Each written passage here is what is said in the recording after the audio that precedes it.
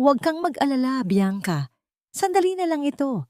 Pagkatapos ng gabing ito, itatapon ko na ang basurang iyon sa labas ng aking mansyon. Ang boses ni Ramil ay tila isang malalamig na patalim na bumaon sa puso ni Marisol.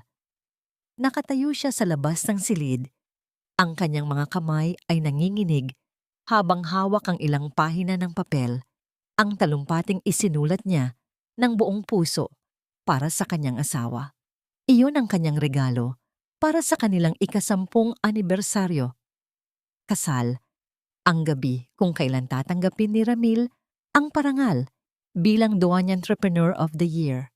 3 gabi siyang hindi natulog. Tiniis ang hapdi ng kanyang mga mata at ang panghihina ng katawan para lamang matiyak na bawat salitang bibigkasin ni Ramil ay magpapakita ng kinang nito sa harap ng buong mundo. Ngunit sa likod ng pintuang iyon, ang kinang na kanyang pinangalagaan ay naging isang madilim na apoy na sumunog sa lahat ng kanyang pangarap. Dahan-dahang binitawan ni Marisol ang hawak na papel. Ang bawat pahina ay dahan-dahang lumipad sa sahig, tila mga tuyong dahon na wala ng saysay. Ang kanyang suot na bestida ay lumana.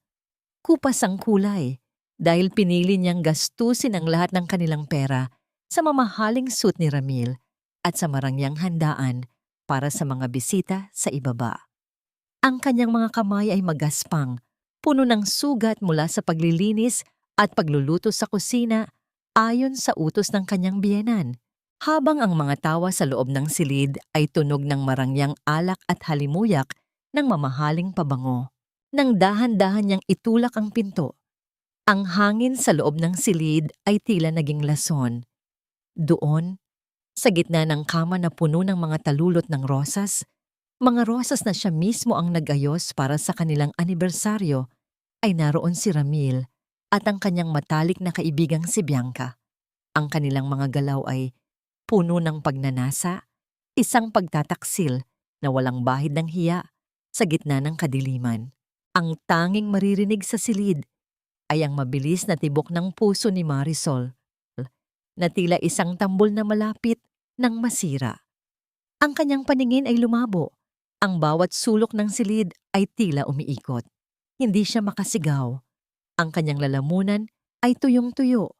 Ang bawat hininga ay parang paglunok ng mga bubog. Ang sakit ay hindi lamang nasa kanyang dibdib, kundi nanunuot sa bawat himaymay ng kanyang pagkatao. Marisol, hindi si Ramil ang nagsalita. Isang matigas at malamig na boses ang nanggaling sa kanyang likuran. Si Doña Imelda, nakatayo ang kanyang biyenan. Ang muka ay tila isang maskarang gawa sa bato, walang bakas ng gulat o pagsisisi. Sa halip na yakap o simpatiya, isang mabilis at malakas na sampal ang dumapo sa pisngi ni Marisol. Ang tunog ng palad na tumama sa balat ay bumasag sa katahimikan ng pasilyo. Ang ulo ni Marisol ay tumagilid. Ang hapdi ay kumalat sa kanyang mukha. Ngunit mas matindi ang hapdi sa kanyang kaluluwa. Huwag kang gagawa ng eksena, Marisol. Ang mahinang banta ni Doña Imelda, ang kanyang mga mata ay nanlilisik sa galit. Para sa hiya ng pamilya Vergara, itikom mo ang iyong bibig. Isipin mo ang utang na loob mo sa amin. Iniligtas ka namin sa hirap. Dinala ka namin sa antas na ito. Kung lumabas ang balitang ito, ikaw ang unang mawawalan ng lahat. Ang aking anak ay nangangailangan ng kasiyahan na hindi mo maibigay dahil sa iyong baog na sinapupunan. Nakatayo si Marisol sa dilim. Ang kanyang pisngi ay namumula at ang kanyang puso ay nagkakapiraso. Tumingin siya sa loob ng silid, kung saan si Ramil ay tumayo na at inaayos ang kanyang polo. Ang kanyang mga mata ay walang kahit anong emosyon para sa asawang nagsilbi sa kanya sa loob ng 10 taon. Tumingin din si Bianca sa kanya. May bakas ng tagumpay at pangungutya sa mga labi. Ang lahat ng kanyang sakripisyo, ang lahat ng gabi na tiniis niya ang lamig at pagod para sa pamilyang ito, ay tinumbasan lamang ng isang sampal at salitang baog. Ang mansyong ito, na itinuring niyang tahanan, ay isa palang marangyang bilangguan at ang mga taong pinaglingkuran niya ay ang kanyang mga berdugo. Ramdam ni Marisol ang dahan-dahang pagtulo ng isang patak ng luha, mainit at puno ng pait, habang ang ingay ng party sa ibaba ay nagsisimulang umalingaw-ngaw. Ang mga tawanan ng mga bisita, ang tunog ng mga basong nagtatama, ay tila isang pangungutya sa kanyang kasalukuyang kalagayan. Nakatayo siya doon, mag-isa sa gitna ng pasilyo, habang ang anino ng kanyang biyenan ay tila isang dambuhala na lumalamon sa kanyang pagkatao.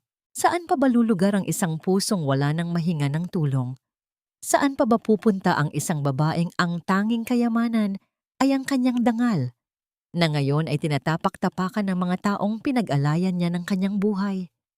Ang katanungang ito ay naiwang nakabitin sa hangin, kasabay ng malamig na simoy ng gabi na tila nagbabadya ng isang malakas na bulyaw ng langit.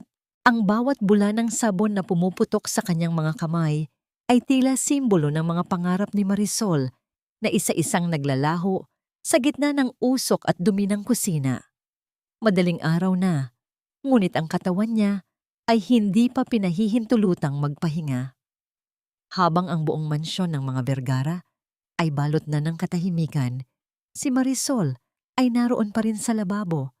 Hinuhugasan ang mga mamahalin at kristal na basong ginamit sa party kanina. Ang party kung saan siya ang bida sa papel, ngunit katulong sa totoong buhay. Ang sakit ng kanyang pisngi mula sa sampal ni Doña Imelda ay kumikirot pa rin. Isang paalala na sa bahay na ito, ang kanyang boses ay walang puwang. Narinig niya ang mahihinang yabag mula sa itaas. Alam niya kung sino iyon. Si Bianca, pababa ng hagdan. Suot ang silk na robe na regalo sana ni Ramil para sa kanya noong nakaraang Pasko. Ang bango ng pabango ni Bianca, ang paboritong scent ni Ramil, ay humahalo sa amoy ng tira-tirang pagkain at sabon sa kusina. Marisol, make me some tea. I can't sleep. Utos ni Bianca na tila ba siya ang tunay na may-ari ng bahay, walang bakas ng hiya o pag-aalinlangan sa kanyang boses. Hindi sumagot si Marisol. Nanatili siyang nakatungo, ang kanyang mga daliri ay namumuti na sa tagal ng pagkakababad sa tubig. Gusto niyang sumigaw, gusto niyang itapon ang hawak na platito sa mukha ng babaeng umagaw sa kanyang asawa. Ngunit ang mga salita ni Doña Imelda ay tila mga tanikala na nakapulupot sa kanyang leeg. Narinig mo ba ako? O baka pati pandinig mo ay kinalawang na rin gaya ng iyong matris? Isang matalim na tawa ang kumawala sa mga labi ni Bianca. Sa sandaling iyon, pumasok si Doña Imelda sa kusina. Suot ang kanyang elegante, ngunit nakakasakal na aura. Bianca, hayaan mo na ang babaeng iyan. Sanay naman siyang maglingkod.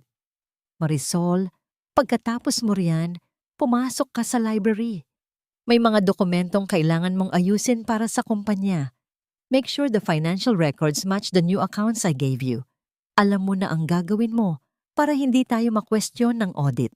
Ito ang papel ni Marisol, ang tagalinis ng kalat, hindi lamang sa kusina, kundi maging sa maruming transaksyon ng mga Vergara.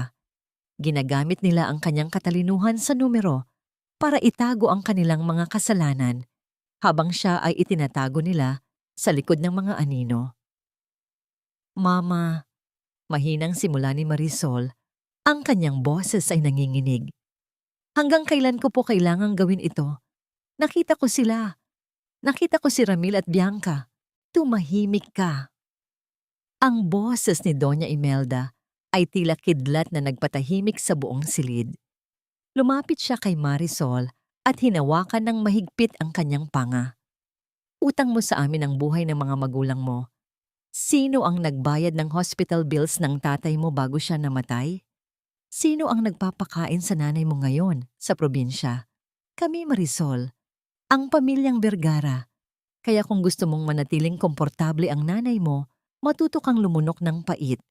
Isang maling galaw mo, isang salitang lumabas sa bibig mo tungkol sa nakita mo, sisiguraduhin kong sa kalsada pupulutin ng nanay mo.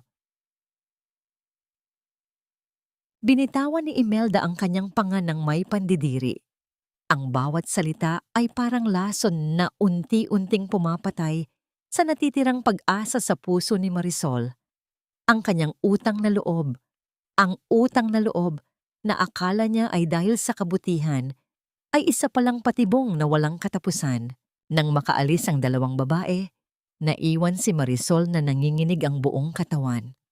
Lumapit siya sa basket ng mga labada at nakita ang polo ni Ramil na isinuot nito kanina sa VIP room. Kinuha niya ito at doon, sa kwelyo ng damit, ay ang amoy na nagpapatunay ng lahat. Isang halimuyak na hindi kanya. Hinigpitan niya ang pagkakahawak sa tela hanggang sa bumaon ang kanyang mga kuko sa kanyang palad. Sa gitna ng kanyang pighati, isang alaala ang pumasok sa kanyang isip.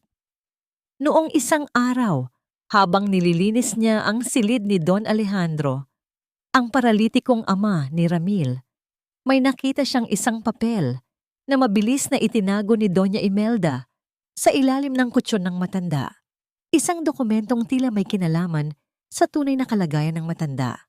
Bago pa man siya makapag-isip ng malalim, pumasok si Ramil sa kusina. Hindi man lang siya tiningnan nito sa mata. Kumuha lang ito ng baso ng tubig at tila ba si Marisol ay isang hangin na hindi nakikita. Ramil, tawag niya. Ang boses ay puno ng pagsusumamo. Kahit konting respeto lang, tumigil si Ramil, ngunit hindi lumingon. Respeto? Marisol, you should be thankful you're still here.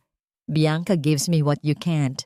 If you want respect, be a real woman and give me an heir. But since you're useless in that department, just do your job and keep your mouth shut. Don't make things complicated for us. Ang bawat salita ni Ramil ay tila mga pako na ibinabaon sa kanyang kabaong. Pagkatapos uminom, iniwan siya nito ng walang lingon-likod. Mag-isa na naman si Marisol sa kusina. Ang tanging kasama ay ang tunog ng gripo na tumutulo at ang bigat ng lihim na kanyang dinadala. Ngunit sa ilalim ng lahat ng sakit at kahihiyan, may isang maliit na apoy na nagsisimulang magliyab.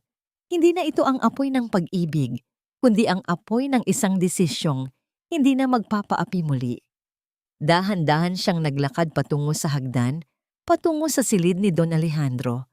Kailangan niyang malaman kung ano ang itinatago ni Doña Imelda. Ngunit bago pa man niya mahawakan ang doorknob ng silid ng matanda, narinig niya ang boses ni Doña Imelda mula sa loob, tila may kausap sa telepono. Gawin mo na ang plano sa susunod na linggo. Kailangan nating palabasin na si Marisol ang nagnanakaw sa pondo. Kapag nasa kulungan na siya, wala na tayong magiging problema sa annulment ni Ramil. Sisiguraduhin nating wala siyang makukuhang kahit isang sentimo. Nanigas si Marisol sa kanyang kinatatayuan. Ang kanyang paghinga ay tumigil. Ang mga taong akala niya ay pamilya ay matagal na palang naghahanda ng kanyang libingan habang siya ay buhay pa. Ang kanyang kamay na nasa pintuan ay nanginginig. Bubuksan ba niya ito o tatakas na siya habang may pagkakataon pa? Sa silid na ito, tanging ang mahina at gurgul na hininga ni Don Alejandro ang nagpapaalala kay Marisol na hindi pa siya tuluyang mag-isa sa mundong puno ng kalupitan. Dahan-dahang pinihit ni Marisol ang doorknob. Tila natatakot na baka ang tunog nito ay makabulabog sa mga demonyong nananahan sa labas ng pintuan. Ang silid ay amoy gamot at kalumaan, isang malamig na dambana para sa isang taong dati ay tinitingala bilang hari ng industriya. Papa? Mahinang bulong ni Marisol habang lumalapit sa gilid ng kama. Ang kanyang mga hakbang ay tila mga anino sa ibabaw ng makapal na alpombra. Kumuha siya ng malinis na bimpo at palanggana ng maligamgam na tubig. Ito ang kanyang tanging takas. Habang pinupunasan niya ang mga kamay ng matanda, pakiramdam niya ay hinuhugasan din niya ang sariling mga sugat. Ang mga kamay ni Don Alejandro, na dati ay nagpapatakbo ng isang imperyo, ngayon ay tila mga tuyong sanga na lamang na humihingi ng tulong sa gitna ng bagyo. Nang hawakan ni Marisol ang kanang kamay ng matanda, Isang hindi inaasahang bagay ang nangyari. Naramdaman niya ang isang mahigpit at nanginginig na pisil. Mabilis na tumingin si Marisol sa mukha ni Don Alejandro. Ang mga mata ng matanda ay dilat na dilat, puno ng pagsusumamo at takot na hindi maipaliwanag. Hindi ito ang tingin ng isang taong nawalan na ng ulirat. Ito ang tingin ng isang bilanggong gustong kumawala sa sariling katawan. Papa, naririnig niyo po ba ako? Tanong ni Marisol. Ang kanyang puso ay nagsisimulang tumibok ng mabilis. Bahagyang gumalaw ang mga labi ng matanda, ngunit tanging hangin lamang ang lumalabas. Gayunpaman, ang kanyang mga mata ay tila itinuturo ang direksyon ng drawer sa tabi ng kama.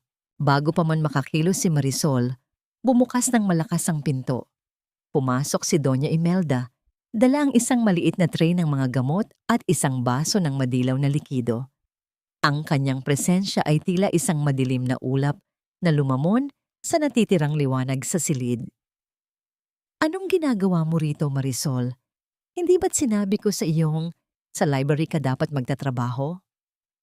Ang boses ni Imelda ay puno ng paghihinala. Ang kanyang mga mata ay tila mga kutsilyong sumusuri sa bawat galaw ni Marisol. Nililinis ko lang po si Papa, Mama. Napansin ko pong medyo pinawisan siya. Sagot ni Marisol habang pilit na pinapakalma ang kanyang sarili. Lumapit si Imelda sa kama at tiningnan ang kanyang asawa nang may malamig na ngiti. Huwag mo nang sayangin ang oras mo. Hindi na niya nararamdaman ang ginagawa mo. Isang tumpok na lamang siya ng laman na naghihintay ng huling hininga. Kinuha ni Imelda ang isang hiringgilya at sinipsip ang likido mula sa isang maliit na bote. Nakita ni Marisol kung paano nanginig ang buong katawan ni Don Alejandro sa ilalim ng kumot. Ang takot sa mga mata ng matanda ay naging matindi. Tila nakakita ng isang halimaw na handang lumamon sa kanya. Mama, ano po ang gamot na yan? Parang hindi po yan ang karaniwang ibinibigay ng doktor. Lakas loob na tanong ni Marisol. Tumigil si Imelda at dahan-dahang lumingon kay Marisol. Ang kanyang mukha ay naging tila isang maskara ng kamatayan. Simula kailan ka pa naging doktor, Marisol? Ito ay pampakalma. Masyado siyang nagiging magulo sa gabi at ayaw kong maabala ang tulog ni Ramil dahil sa mga ingay niya. Huwag kang masyadong mausisa kung ayaw mong mabulag sa mga bagay na hindi mo dapat makita. Itinusok ni Imelda ang karayom sa suwero ni Don Alejandro. Sa loob ng ilang segundo, ang matinding takot sa mga mata ng matanda ay unti-unting napalitan ng isang maputla at walang buhay na titig. Ang mahigpit na hawak niya sa kamay ni Marisol ay dahan-dahang lumuwag hanggang sa tuluyan itong bumagsak sa kama. Ayan, mas mabuti na ang ganito. Tahimik, masunurin, bulong ni Imelda habang hinahaplos ang pisngi ng asawa ng may kaplastikan. Tinalikuran ni Imelda si Marisol at naglakad patungo sa pinto. Lumabas ka na rin at siguraduhin mong matatapos mo ang mga report sa pondo ng kumpanya. Huwag mong kakalimutang ilagay ang mga pirma mo sa bawat pahina. Iyon ang magpapatunay na ikaw ang may akda ng lahat ng iyon. Nang makalabas ang biyenan, muling lumapit si Marisol kay Don Alejandro. Ngunit sa pagkakataong ito, wala na ang kislap ng buhay sa mga mata nito. Habang inaayos ni Marisol ang kumot, napansin niya ang isang bagay sa palad ng matanda. Gamit ang natitirang lakas, bago tuluyang mawalan ng malay, tila may pilit na iginuhit si Don Alejandro gamit ang kanyang kuko sa sariling palad. Isang numero, o marahil ay isang simbolo. Nang tiningnan ni Marisol ng maigi, ang kanyang puso ay tila tumalon sa kaba. Sa gitna ng palad ng matanda, may nakaukit na maliit na X at 3 numero sa ibaba nito. Bago pa man niya ito tuluyang maisaulo, narinig niya ang boses ni Ramil mula sa pasilyo, tumatawag sa kanyang pangalan ng may galit. Marisol, nasaan ka na namang babae ka? Ang dumi ng sapatos ko, linisin mo itong ngayon din. Mabilis na tinakpan ni Marisol ang kamay ng matanda at tumayo. Alam niyang may natuklasan siyang hindi dapat, isang sikretong maaaring magligtas sa kanya o tuluyang maglibing sa kanya sa ilalim ng lupa. Ang ganda pala ng kwintas na ito, Ramil. Bagay sa akin, di ba? Masyado itong magarbo para sa isang taong laging nasa kusina. Ang boses ni Bianca ay tila isang matalim na kuko na kumakalos sa pandinig ni Marisol pagpasok niya sa silid kainan. Nanigas ang kanyang mga paa nang makita ang eksena sa harap niya. Si Bianca, nakaupo sa mismong upuan na para sana sa kanya, ay suot ang gintong kwintas na tanging pamana pa ng yumaong ina ni Marisol, ang tanging alaala ng kanyang pinanggalingan na hindi pa nagagalaw ng mga Bergara. Sa tabi nito, si Ramil ay nakangiti. Tila ba isang premyo ang kanyang tinitingnan sa halip na isang magnanakaw. Everything looks good on you, Bianca. Mas lalong nagniningning ang ginto dahil sa balat mo. Marisol felt a sharp pang in her chest, a weight so heavy she could barely breathe. Lumapit siya sa hapagkainan dala ang malaking mangkok ng sinigang na 3 oras niyang niluto. Ang bango ng sampalok at sariwang gulay na pinaghirapan niyang ihanda ay tila naging amoy ng abo sa kanyang ilong. Sa bahay na ito, siya ang nagtatanim, siya ang nagdidilig, ngunit ang iba ang pumipitas ng bunga. Iyan ba ang kwintas ni Mama? Mahinang tanong ni Marisol. Ang kanyang boses ay tila isang tuyong dahon na madaling tangay ng hangin. Lumingon si Bianca sa kanya. May mapang-uyam na ngiti sa mga labi. Oh, this? Nakita ko lang ito sa drawer. Akala ko nga basura na. Dahil sa sobrang luma. You don't mind, right? It's better to be used by someone who actually goes out to events than someone who stays home all day. Ibigay mo sa akin yan, Bianca. Hindi mo yan pag-aari, sabi ni Marisol. Ang kanyang mga daliri ay humigpit sa hawakan ng mangkok hanggang sa maramdaman niya ang init ng sabaw na gumagapang sa kanyang balat. Bago pa man makasagot si Bianca, ang malamig na tinig ni Doña Imelda ay pumutol sa usapan mula sa dulo ng mesa. Huwag kang madamot, Marisol. Isang pirasong alahas lang yan. Consider it as payment for all the stress you've caused this family. At saka, Bianca is our guest. Isang kahihiyan sa mga Vergara kung pagdadamutan natin ang ating panauhin. Panauhin? Ulat ni Marisol, ang kanyang mga mata ay nanunuyo sa pigil na luha. Mama, asawa ako ni Ramil.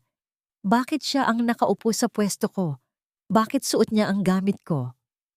Ramil finally looked at her, but there was no love in his eyes, only annoyance. Marisol, stop being so dramatic. Bianca is here to help me with the new marketing campaign. She needs to look the part. At sa totoo lang, mas mukha pa siyang asawa ng isang CEO kaysa sayo. Look at yourself.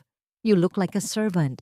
Ang bawat salita ni Ramil ay tila isang tumpok ng lupa na itinatapon sa ibabaw ng buhay na katawan ni Marisol. Dahan-dahan niyang inilapag ang mangkok sa mesa. Ang kanyang mga kamay ay nanginginig, hindi dahil sa bigat ng pagkain, kundi dahil sa bigat ng katotohanang dahan-dahang lumulunod sa kanya. Pinagmamasdan niya ang tatlo, sina Ramil, Bianca, at Doña Imelda, na tila ba siya ay isang banyagang hindi kabilang sa kanilang mundo. Habang kumakain sila, tanging ang tunog ng mga kubyertos na tumatama sa plato ang maririnig. Ang bawat kalansing ay tila isang bilang ng mga segundong natitira sa kanyang pagtitiis. Walang nag-alok sa kanya na umupo. Walang nagtanong kung kumain na ba siya. Siya ay nanatiling nakatayo sa gilid, tila isang rebulto ng pagpapakasakit. By the way, Ramil, sabi ni Bianca habang hinihiwa ang karne, I think we should redecorate the guest room. I want something more. Hindi gaya ng mga lumang gamit na nakatambak doon. Sure, babe. Anything you want. Sagot ni Ramil nang walang pag-aalinlangan. Naramdaman ni Marisol ang paglamig ng kanyang sikmura. Ang guest room na tinutukoy ni Bianca ay ang silid kung saan nakatabi ang lahat ng mga gamit ni Marisol bago pa siya ikasal. Ang kanyang mga sketch, ang kanyang mga pangarap na maging isang architect, ang lahat ng bahagi ng kanyang pagkatao na isinakripisyo niya para sa pamilyang ito. Nang matapos ang hapunan, iniwan nila ang mga maduming plato sa mesa para linisin ni Marisol. Habang bitbit niya ang mga tira-tirang pagkain patungo sa kusina, nadaanan niya ang basurahan sa may pasilyo. Doon, sa ibabaw ng mga dumi, ay nakita niya ang isang pamilyar na bagay. Isang lumang litrato. Ito ang litrato ng kanyang kasal. Ang sandaling akala niya ay simula ng kanyang langit. Ang mukha niya sa litrato ay puno ng pag-asa. Ngunit ngayon, ang mukha na yon ay may bakas ng sapatos at mantsa ng kape. Itinapon ito na parang isang walang kwentang basura. Sa sandaling iyon, ang huling hibla ng kanyang pagtitimpi ay tila naputol. Ang kanyang hininga ay naging mabigat. Ang kanyang paningin ay naging matalas. Lumingon siya patungo sa itaas, kung saan naroon ang silid ni Don Alejandro. Ang misteryosong numerong nakita niya sa palad ng matanda ay muling nagliwanag sa kanyang isipan. Dahan-dahan niyang kinuha ang litrato mula sa basurahan at pinunasan ito gamit ang kanyang apron. Ang kanyang mukha ay naging kasing tigas ng marmol. Hindi niyo ako basta-basta maitatapon. Bulong niya sa sarili. Ang kanyang tinig ay naging malamig gaya ng gabi sa Manila Bay. Dahil bago ako mawala, sisiguraduhin kong babagsak ang lahat ng pader ng mansyong ito kasabay ko. Ngunit sa gitna ng kanyang panunumpa, narinig niya ang boses ni Doña Imelda mula sa likuran. Anong ginagawa mo pa rito? Hindi ba't sinabi ko sa iyong ilipat mo na ang mga gamit mo sa kwarto ng mga katulong sa likod? Bianca needs your room starting tonight at huwag mong susubukang itago ang susi. Nanigas si Marisol, ang kanyang sariling kwarto, ang tanging lugar na itinuturing niyang santuaryo ay kinuha na rin sa kanya. Ang maliit at masikip na silid sa likod ng kusina ay tila isang kahon ng sapatos na walang butas para sa hangin. Dito, sa gitna ng amoy ng luma at alikabok, inilapag ni Marisol ang kanyang natitirang mga gamit. Wala nang malambot na kama, wala nang aircon na nagbibigay ng ginhawa mula sa init ng Maynila. Tanging isang munting bentilador na kinakalawang na ang nag-iingay sa sulok. Tila nakikiramay sa kanyang paghihinagpis. Ngunit hindi ang init o ang sikip ng silid ang nagpapahirap sa kanya, kundi ang katotohanang ang gamot na ibinibigay ni Doña Imelda kay Don Alejandro ay unti-unting pumapatay sa matanda. Sa kalagitnaan ng gabi, habang ang lahat ay himbing na sa pagtulog, dahan-dahang lumabas si Marisol mula sa kanyang munting silid. Ang kanyang mga hakbang ay tila mga bulong sa sahig na gawa sa kahoy. Bit-bit niya ang isang maliit na plastik na naglalaman ng puting tableta. Isang pirasong naitago niya nang aksidenteng mahulog ito mula sa tray ni Doña Imelda kanina. Kailangan niyang malaman ang totoo, kahit na ang ibig sabihin nito ay ang pagsuway sa kaisa-isang utos na nagpapanatili sa kanya sa mansyong ito. Gamit ang kanyang lumang cellphone, tinawagan niya ang isang dating kaklase na ngayon ay nagtatrabaho sa isang laboratorio. Sa ilalim ng malamig na liwanag ng buwan sa labas ng mansyon, mabilis niyang iniabot ang tableta sa pamamagitan ng rehas ng gate. Ang bawat minutong paghihintay ay tila isang taon ng pagdurusa. Nang bumalik ang tawag pagkaraan ng ilang oras, ang boses sa kabilang linya ay puno ng pag-aalala. Marisol, saan mo nakuha ito? Hindi ito gamot para sa puso o para sa stroke. Ito ay isang uri ng sedative na kapag ibinigay sa maling dosis sa loob ng mahabang panahon, ay nagiging sanhi ng unti-unting paghinto ng mga organo. Pinaparalisa nito ang sistema hanggang sa hindi na makahinga ang pasyente. Laso nito, Marisol. Senyorita, delikado ang binabalak ninyo, marang babala ni Rico habang mahigpit ang kapit niya sa manibela. Mabilis na dumaraan ang liwanag ng mga poste sa kalsada sa kanyang mukha. Inilalantad ang bigat ng pag-aalala sa kanyang mga mata. Si Don Eduardo ay hindi tulad ni Marco. Kapag naramdaman niyang nanganganib ang kanyang kapangyarihan, kaya niyang sirain kahit ang sarili niyang kadugo para manatili lamang sa tuktok. Bumalik si Marisol sa loob ng mansyon, diretso sa silid ni Don Alejandro. Ang matanda ay gising. Ang kanyang mga mata ay nakatitig sa kisame. Tila nagbibilang ng mga sandaling natitira sa kanya. Lumapit si Marisol at hinawakan ang kanyang nanginginig na kamay. "Papa," bulong ni Marisol. Ang kanyang mga luha ay malayang pumatak sa tuyong balat ng matanda. "Alam ko na po. Alam ko na ang ginagawa nila sa inyo. Patawarin niyo po ako dahil ngayon ko lang naintindihan. Ngunit sumusumpa ako. Hanggat may hininga pa ako, hindi ko hahayaang tuluyan nila kayong makuha." Isang mahinang pisil ang isinagot ni Don Alejandro. Ang kanyang mga mata ay dahan-dahang bumaling sa malaking painting ng Manila Bay na nakasabit sa tapat ng kanyang kama. Ito ang paboritong painting ng matanda. Ngunit ngayon, ang titig niya rito ay may halong pagnanasa. Tila may gustong ipahiwatig. Sa puntong yon, naalala ni Marisol ang numerong X sa palad ng matanda. Ang X ay hindi lamang krus. Ito ay maaaring isang marka. Lumapit siya sa painting at dahan-dahang hinaplos ang gilid nito. Naramdaman niya ang isang maliit na gatla. Isang tila mekanismo na nakatago sa likod ng makapal na frame. Isang matinding kaba ang bumalot sa kanya. May alam ba si Ramil sa balak ng kanyang ina? O baka naman, tulad niya, ay biktima rin ng kanyang asawa ng manipulasyon ni Doña Imelda? Ngunit naalala niya ang malamig na titig ni Ramil, ang pagtataksil nito sa gitna ng rosas at ang kawalan nito ng pakialam sa amang naghihingalo. Ang dugo ng mga Vergara ay tila ba puno na ng lason. Biglang narinig ni Marisol ang tunog ng susi na sumasagi sa seradura ng pinto. Ang tunog ng mga yabag na dahan-dahang papalapit ay tila isang babala ng paparating na panganib. Sino ang nariyan? Ang boses ni Doña Imelda ay matalas at puno ng paghihinala. Mabilis na bumitaw si Marisol mula sa painting at lumuhod sa tabi ng kama ni Don Alejandro. Kunyari ay inaayos ang kumot ng matanda.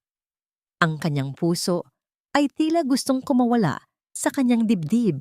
Ang bawat tibok ay tila isang pagsabog sa loob ng kanyang tenga. Nang bumukas ang pinto, ang liwanag mula sa pasilyo ay nagbigay ng mahabang anino kay Doña Imelda. Hawak niya ang pamilyar na tray ng gamot. Ang kanyang mukha ay balot ng isang pekeng ng ngiti na mas nakakatakot pa kaysa sa anumang galit. "Marisol, bakit ka narito sa ganitong oras? Hindi ba't sinabi ko sa iyong ang silid mo ay nasa likod na?" "Nagising po kasi si Papa, Mama. Akala ko po ay kailangan niya ng tubig," sagot ni Marisol nang hindi tumitingala. Lumapit si Imelda. Ang amoy ng kanyang mamahaling pabango ay tila sumasakal kay Marisol. Tiningnan niya ang painting. Pagkatapos ay ang kanyang asawa at huli ay si Marisol. "Masyado kang mapagmahal na minantu, Marisol. Ngunit tandaan mo, ang sobrang pag-aalala ay minsan ay nakakamatay din." Nang makaalis si Imelda matapos ibigay ang gamot, nanatiling nakatitig si Marisol sa painting. Alam niyang sa likod ng sining na yon ay ang susi sa kanyang kalayaan. Isang vault na maaaring naglalaman ng lahat ng sikretong wawasak sa pamilyang Vergara. Dahan-dahan niyang itinulak ang gilid ng painting. Isang mahinang tunog ng pag-ikot ng bakal ang narinig niya. At doon, sa dilim, ay bumukas ang isang maliit na pintuan sa pader. Ang bakal na pintuan ng vault ay dahan-dahang bumukas. Tila isang bibig na handang magsuka ng mga katotohanang matagal nang ibinaon sa limot. Sa loob ng maliit na espasyong yon, ang hangin ay amoy lumang papel at tanso. Nanginginig ang mga daliri ni Marisol habang inaabot ang isang makapal na envelope na kulay kape. Ang kanyang puso ay tila isang ibon na nagpupumiglas sa loob ng kanyang dibdib. Bawat pintig ay nagpapaalala sa kanya na ang bawat segundong pananatili niya rito ay isang pakikipagpatintero sa kamatayan. Sa ilalim ng mahinang liwanag ng kanyang cellphone, Binuksan ni Marisol ang envelope. Ang unang tumambad sa kanya ay mga stock certificates, mga dokumentong nagpapatunay na si Don Alejandro ay may hawak pang 30% ng shares sa Vergara Group, mga shares na nakatago sa ilalim ng isang pangalang hindi pamilyar sa publiko. Ngunit masigit na nakakapanghina ang sumunod niyang nakita. Isang asul na folder na naglalaman ng mga orihinal na resibo at bank statement na nagpapakita ng sistematikong pagnanakaw ni Ramil sa pondo ng kumpanya. Hindi lamang pala siya ang niloloko ni Ramil, maging ang sarili nitong ama at ang kumpanyang binuo ng pawis at dugo ni Don Alejandro ay dahan-dahan nitong kinakatay. Diyos ko, sambit ni Marisol, ang kanyang boses ay tila isang hikbi na hindi mailabas. Ang kanyang paningin ay lumabo dahil sa luhang nanggagaling sa galit at pait. 10 taon akong nagpakahirap para sa kumpanyang ito. Iniisip kong itinataguyod ko ang pangarap ni Ramil. Pero ganito pala ang ginagawa niya sa likod ko. Sa dulo ng envelope, may isang maliit na sulat na nakatupin ng maayos. Sa sulat kamay na halatang nanginginig ngunit puno ng determinasyon, nabasa ni Marisol ang kanyang pangalan. Kay Marisol, ang aking anak sa puso. Patawad kung naging mahina ako. Alam kong ikaw lamang ang tanging may malinis na kamay sa bahay na ito. Gamitin mo ito para iligtas ang iyong sarili at ang dangal ng pamilyang ito na unti-unti nang nilalamon ng kasakiman. Ang katarungan ay nasa iyong mga kamay. Isang mainit na luha ang pumatak sa papel. Ito ang golden moment na matagal nang hinahanap ni Marisol. Ang pagkilala na hindi siya basta-bastang alila o baog na asawa, kundi isang mahalagang bahagi ng buhay ng matandang ito. Sa gitna ng dilim, naramdaman niya ang isang uri ng lakas na hindi niya kailanman naramdaman noon. Ang takot ay dahan-dahang napalitan ng isang matigas na determinasyon. Ngunit ang katahimikan ng gabi ay biglang nabasag. Ang tunog ng mabibigat na yabag ng sapatos sa sahig na kahoy ay nanggagaling sa labas ng silid. Palakas ng palakas ang bawat hakbang, tila isang hatol na papalapit sa kanyang kinaroroonan. Marisol, nasaan ka na namang babae ka? Ang boses ni Ramil ay puno ng inis at kalasingan. Marisol, bakit wala ka sa silid mo? Mabilis na isinilid ni Marisol ang mga dokumento sa loob ng kanyang apron at itinulak ang pintuan ng vault. Ang mahinang tunog ng bakal na nagtatama ay tila isang pasabog sa kanyang pandinig. Mabilis niyang ibinalik ang painting ng Manila Bay. Sa tamang pwesto nito, tinitiyak na walang kahit anong bakas na nagalaw ito. Hingal na hingal siyang lumuhod sa tabi ni Don Alejandro. Kinuha ang bimpo at kunyari ay pinunasan ang noo ng matanda. Ang kanyang kamay ay nanginginig ng husto habang pilit na pinapakalma ang kanyang paghinga. Bumukas ang pinto ng marahas. Nakatayo si Ramil sa may pintuan, gulo-gulo ang buhok at amoy alak. Ang kanyang mga mata ay nanlilisik habang nakatitig kay Marisol. Anong ginagawa mo rito sa oras na ito? Tanong ni Ramil. Ang kanyang boses ay paos at mapanganib. Lumapit siya kay Marisol. Ang bawat hakbang ay nagbibigay ng matinding kaba sa babae. Sinabi na ni Mama na bawal ka nang pumasok dito nang wala ang pahintulot niya. Ano ang hinahanap mo, Marisol? O baka naman may ninanakaw ka na? Hindi ako nagnanakaw, Ramil, sagot ni Marisol. Pilit na pinapatatag ang kanyang boses kahit na ang kanyang buong pagkatao ay nanginginig sa takot. Inaalagaan ko lang ang tatay mo. Nakita mo ba siya? Hindi na siya makahinga ng maayos dahil sa kapabayaan niyo. Tumawa ng mapang-uyam si Ramil at hinawakan ng mahigpit ang braso ni Marisol. Hinila siya patayo. Wala kang pakialam sa kanya. Ang isipin mo ay ang utang na loob mo sa amin. Bukas na bukas, pipirmahan mo ang mga papeles na ibibigay ni Mama. Huwag mo nang subukang magmatigas pa dahil wala kang mapupuntahan. Habang hinihila siya ni Ramil palabas ng silid, lumingon si Marisol kay Don Alejandro. Ang matanda ay nakatingin sa kanya. Isang tingin na tila nagsasabing, tumakbo ka na. Nang makalabas sila sa pasilyo, binitawan siya ni Ramil ng marahas, naging sanhi upang mapaupo si Marisol sa sahig. Tumalikod na si Ramil at naglakad patungo sa kanilang dating silid, kung saan alam ni Marisol na naghihintay si Bianca. Ngunit sa gitna ng dilim ng pasilyo, napansin ni Marisol ang isang anino sa dulo ng hagdan. Isang taong kanina pa pala, nakatayo doon at pinapanood ang lahat. Ang aninong yon ay hindi kay Doña Imelda. Ito ay isang matandang babae na may hawak na walis. Ang kanyang mga mata ay puno ng lungkot at isang lihim na kaalaman. Sino ang taong ito na nakasaksi sa kanyang bawat galaw? At sapat ba ang mga dokumentong hawak niya para labanan ang dambuhalang pader ng mga Bergara? Nakatayo ang aninong yon sa dulo ng pasilyo, hindi gumagalaw. Tila isang rebulto ng nakaraan na nagmamasid sa kasalukuyan. Sa gitna ng dilim, tanging ang maputing buhok nito ang nagbibigay ng kaunting liwanag. Halos tumigil ang puso ni Marisol. Ang kanyang mga kamay na nakatago sa ilalim ng apron ay higit na humigpit ang kapit sa mga dokumentong ninakaw niya mula sa vault. Dahan-dahang lumapit ang anino. Nang maabot nito ang bahagyang liwanag mula sa bintana, nakita ni Marisol ang pamilyar na mukha ni Aling Rosa. Ang matandang katulong na halos 3 dekada na sa pagsisilbi sa mga Vergara. Ang taong laging nakatungo at walang kibo sa gitna ng mga sigaw ni Doña Imelda. "Huwag kang matakot, Hija," mahinang bulong ni Aling Rosa. Ang kanyang boses ay tila isang haplos ng lola sa kanyang apo. Puno ng pag-unawa at pait. Huminga ng malalim si Marisol, ngunit hindi pa rin nawawala ang kaba sa kanyang dibdib. "Aling Rosa, kanina pa po ba kayo riyan?" "Sapat na para makita ang lahat, Marisol," sagot ng matanda, habang inaalalayan si Marisol na tumayo mula sa pagkakaupo sa sahig.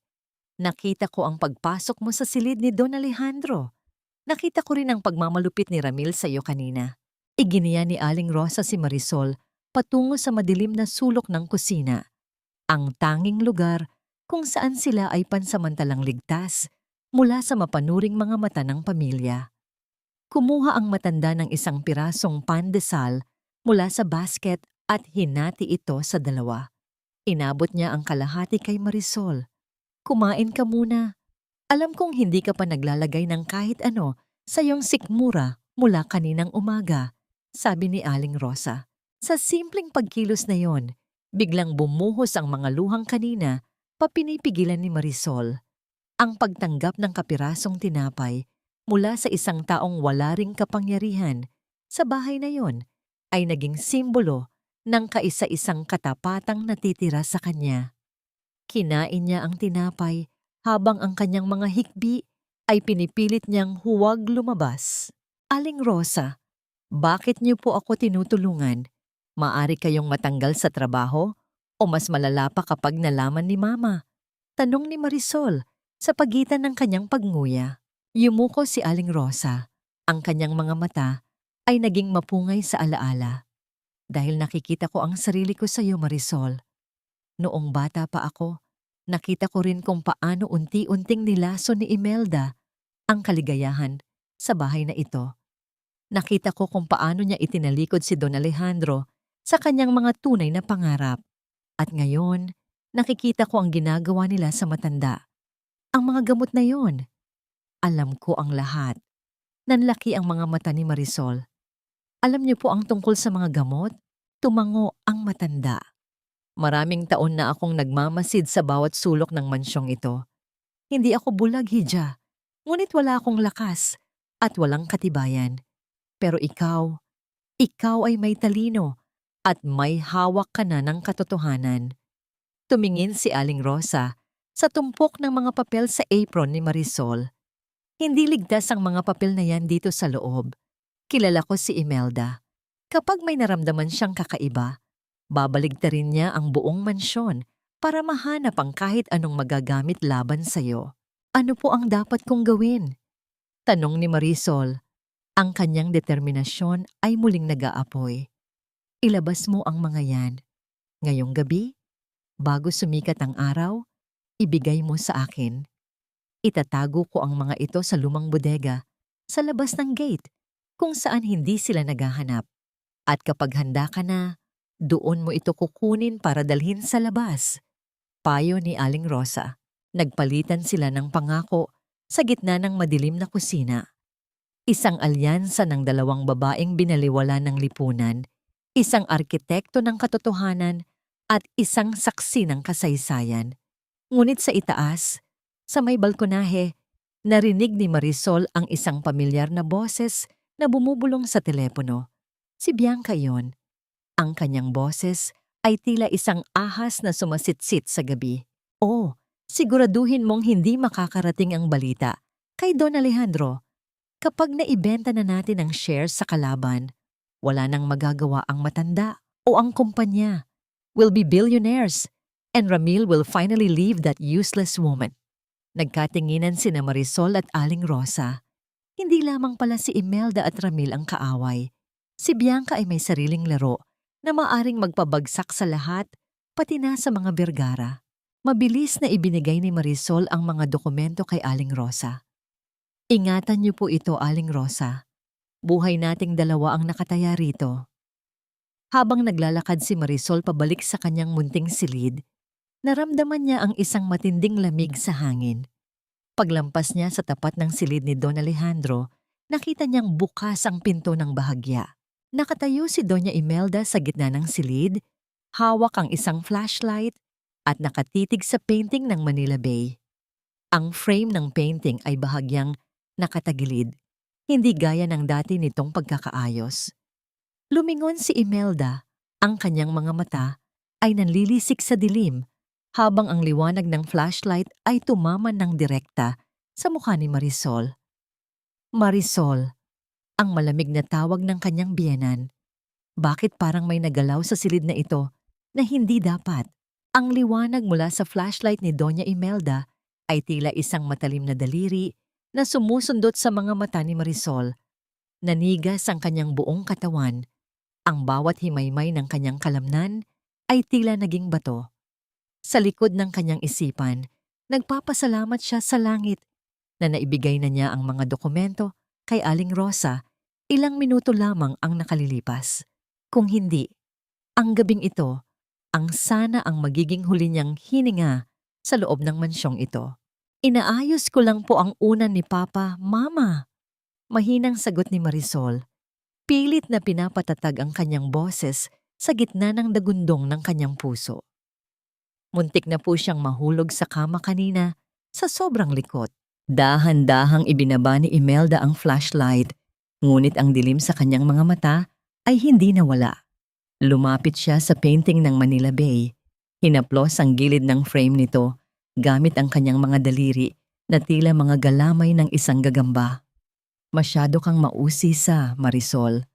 Ang mga taong masyadong maraming alam sa bahay na ito ay hindi nagtatagal. Tandaan mo ang kinalabasan ng huling nurse na nag-alaga sa aking asawa. Ang banta ay malinaw. Ang lamig na nanuot sa buto ni Marisol ay hindi galing sa aircon, kundi mula sa katotohanang napapaligiran siya ng mga mamamatay tao. Kinabukasan, isang kakaibang bago ang bumati kay Marisol. Pagbaba niya sa kusina, hindi ang karaniwang sigaw ni Doña Imelda ang narinig niya, kundi ang amoy ng masarap na almusal at ang pamilyar na tawa ni Ramil. Nakaupo si Ramil sa hapagkainan, tila ba naglaho ang lahat ng galit at pait mula sa nakaraang gabi. Good morning, Marisol. Bati ni Ramil nang may malapad na ngiti. Tumayo siya at lumapit sa asawa. Hinawakan ang kanyang mga balikat ng may huwad na pagmamahal. I'm sorry about last night. Lasing lang ako at pagod sa trabaho. Nag-usap kami ni Mama. Gusto naming bumawi sa'yo. Hindi nakapagsalita si Marisol. Ang biglang pagbabago ng ihip ng hangin ay mas nakakatakot kaysa sa bagyo. Tumingin siya kay Doña Imelda na tahimik na humihigop ng kape at kay Bianca na nakaupo sa kabilang panig ng mesa. May suot na mapanuyang nangiti sa likod ng kanyang baso. Gusto naming magkaroon tayo ng family out-of-town trip sa Tagaytay ngayong weekend, dagdag ni Ramil. Para makapag-relax ka naman. Masyado ka ng stress dito sa bahay. Isasama rin natin si Bianca dahil kailangan nating pag-usapan ang bagong project sa biyahe. Isang pahinga para sa ating lahat. Bago ang pinal na pirmahan ng mga dokumento, sabi ni Imelda, ang kanyang boses ay tila isang matamis na lason. Alam ni Marisol na ito ay isang patibong, ngunit wala siyang magagawa kundi ang sumang-ayon. Ang bawat kilos nila ay tila isang sayaw sa itaas ng isang manipis na yelo. Dumating ang araw ng Sabado. Sa biyahe patungong Tagaytay, si Ramil ay tila bumalik sa dati, maasikaso, masayahin, at tila nakalimutan ng presensya ni Bianca sa kabilang upuan. Ngunit sa bawat haplos ni Ramil sa kanyang kamay, naramdaman ni Marisol ang pandidiri. Alam niya na ang mga kamay na ito ay ang parehong mga kamay na yumakap kay Bianca sa kama ng kanilang anibersaryo. Pagdating sa hotel, naghanda ng isang munting saliw-salo si Imelda sa loob ng kanilang suite. Uminom tayo para sa tagumpay ng ating pamilya. Wika ng matanda habang nagbubuhos ng mamahaling wine sa mga baso. Inabutan ni Ramil si Marisol ng isang baso. Para sa iyo, asawa ko. Para sa 10 taon nating pagsasama. Tinitigan ni Marisol ang mapulang likido sa loob ng baso. Nakita niya ang refleksyon ng sarili niyang mga mata. Pagod ngunit puno ng alab. Ininom niya ang alak ng dire-diretso. Iniisip na ito na ang huling pagkakataon na magpapaloko siya sa mga taong ito. Ngunit pagkalipas ng ilang minuto, naramdaman ni Marisol ang biglang pagbigat ng kanyang mga talukap. Ang paligid ay nagsimulang umikot. Ang mga boses ni Ramil at Bianca ay naging malayo. Tila nanggagaling sa ilalim ng tubig. Ramil, bakit parang inaantok ako? Mahinang bulong ni Marisol bago tuluyang dumilim ang lahat. Nang dahan-dahang imulat ni Marisol ang kanyang mga mata, hindi ang malambot na una ng sweet ang kanyang naramdaman. Ang amoy ng luma at maruming kama ang bumati sa kanyang ilong. Paglingon niya sa gilid, halos tumigil ang pintig ng kanyang puso. Sa tabi niya, nakahiga ang driver ng pamilya Vergara, walang suot na pang-itaas at tila mahimbing na natutulog. Ang silid ay isang mumurahing motel room at sa sahig ay nakakalat ang mga gamit ni Marisol. Bago pa man siya makabangon, bumukas ang pinto ng marahas. Ang liwanag mula sa pasilyo ay nagpakita sa silweta ni Ramil, kasama ang ilang mga taong may hawak na kamera. Marisol? Paano mo nagawa ito sa akin? Ang boses ni Ramil ay puno ng kunwaring pait at galit, habang ang mga flash ng kamera ay tila mga kidlat na bumubulag sa kanya. Sa loob ng 10 taon, ibinigay ko sa iyo ang lahat, pero sa isang hamak na driver, mulang pala ako ipagpapalit. Nakatulala si Marisol, ang kanyang buong mundo ay gumuho sa isang iglap. Ang planong pagbabawi ay isa palang maruming pakana para wasakin ang kanyang dangal sa harap ng buong mundo. Ang bawat kislap ng kamera ay tila isang matalim na karayom na tumutusok sa balat ni Marisol. Binubulag ang kanyang paningin at nilalason ang kanyang natitirang katinuan. Sa gitna ng gulo, sa ingay ng mga tanong ng mga reporters na tila mga buwayang nag-aabang ng mabibiktima, tanging ang mukha ni Ramil ang nakikita niya. Ang mukha ng lalaking nangako sa harap ng altar na poprotektahan siya. Ngunit ngayon ay siya mismong humuhukay ng kanyang libingan. Wala akong ginawang masama. Ramil, makinig ka. Nilason niyo ako. Ang sigaw ni Marisol ay tila isang mahinang iyak sa gitna ng malakas na bagyo. Ang kanyang boses ay nanginginig. Ang kanyang mga kamay ay pilit na tinatakpan ng sarili mula sa mapanghusgang mga mata ng mundo. Ngunit si Ramil ay tumalikod, ang kanyang mga balikat ay yumayanig sa kunwaring paghikbi. Sapat na ang nakita ko, Marisol. Ang sakit. Ang sakit-sakit na ang babaeng minahal ko ng 10 taon ay magagawa akong ipagpalit sa isang driver lamang. Ibinalik sila sa mansyon ng mga Vergara, hindi bilang pamilya, kundi bilang isang nasasakdal na dadalhin sa bitayan. Sa gitna ng sala, Nakaupo si Doña Imelda sa kanyang trono. Ang muka ay balot ng puot at matinding pandidiri. Sa sahig, nakakalat ang mga litratong kinuha kanina sa motel. Mga litratong sadyang kinuha sa mga anggulong magmumukhang may nangyaring masama. Isang malaking kahihihiyan. Ang boses ni Imelda ay umalingaw-ngaw sa bawat sulok ng mansyon, mas masakit pa sa anumang sampal. Inalagaan ka namin, Marisol. Pinakain, binihisan, at binigyan ng marangal na apelyido. Pero ito ang isusukli mo? Ang dungisan ng dangal ng mga Vergara? Hindi ko yan ginawa, Mama. Pakana ito ni Bianca at Ramil. Pagmamakaawa ni Marisol, habang nakaluhod sa harap ng kanyang biyenan. Ang kanyang mga luha ay bumabasa sa mamahaling carpet, ngunit walang sino man ang naawa sa kanya. Lumapit si Bianca, dahan-dahan. May dalang isang folder. Inilapag niya ito sa mesa nang may mapanuyang nanangiti. Huwag ka nang magmalinis, Marisol.